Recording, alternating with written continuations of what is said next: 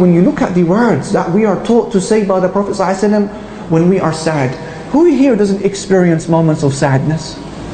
Who here has never battled it out with a sin?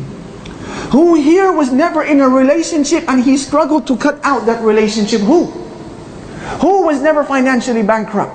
We have experienced one or the other. What is the words? What are the words that we are to say when we are in pain? They are words of dhul, humility and iftiqar to Allah. Subhanallah al-azim. How much Allah loves these words.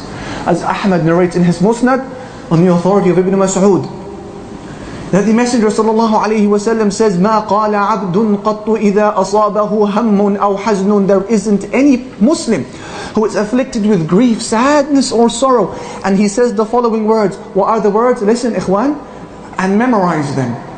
Allahumma inni abduk. Oh Allah, I am your slave. Ibnu abdik, ibnu amatik. I am the son of your slave and the son of your female slave. So you are saying, oh Allah, I am a slave.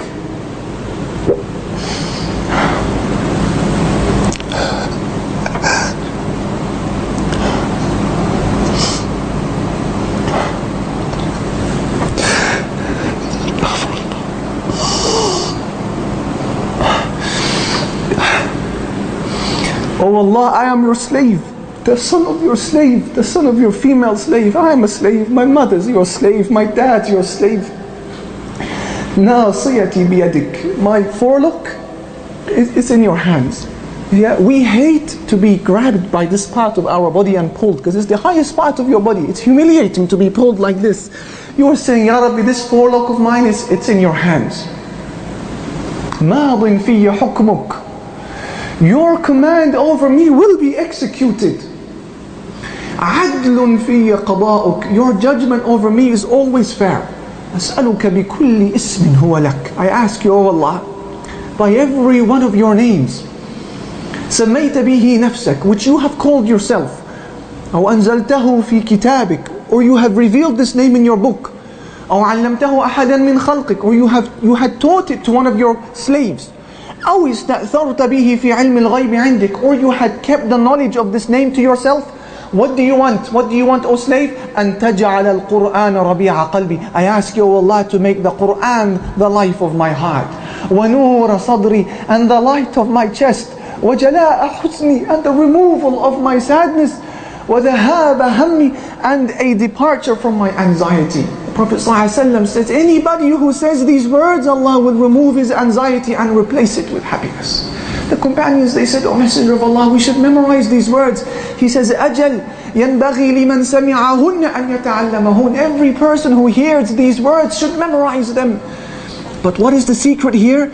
The secret is that these are words of dhul and humility and declaring your bankruptcy to Allah subhanahu wa ta'ala. This is why Allah Almighty will answer. Focus with me, ya ikhwan.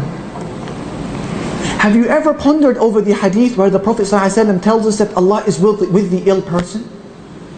Have you ever thought about this one? As Imam Muslim narrates in his Sahih, a strange hadith which will surprise you at first when you hear it. The Messenger ﷺ says, Allah Almighty will say to one of his slaves on the day of standing, Ya ibn Adam, maridtu falam ta'udni.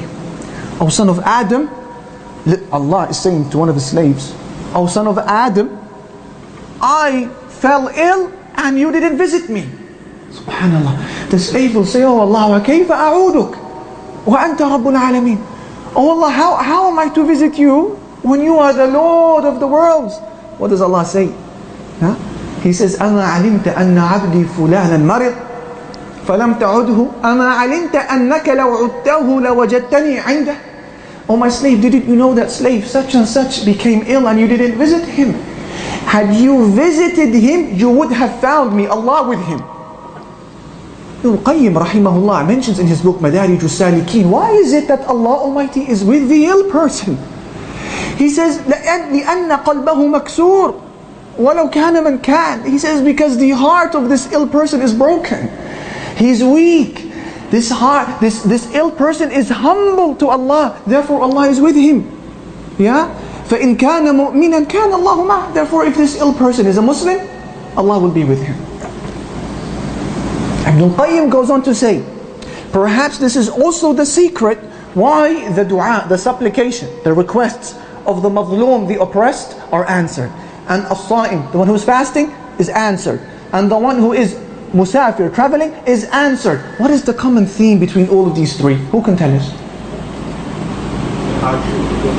The hardship, which brings about what, Ya Abdul Hayy? The topic of ours, the humility. The common theme with these three people, why the Prophet ﷺ said their request will be answered by Allah every time, is because the common theme is humility. Their hearts are broken to Allah. Arrogance is gone. They feel like a slave. Look at the mazloom, the oppressed. One of the three. He's sad. His rights have been usurped.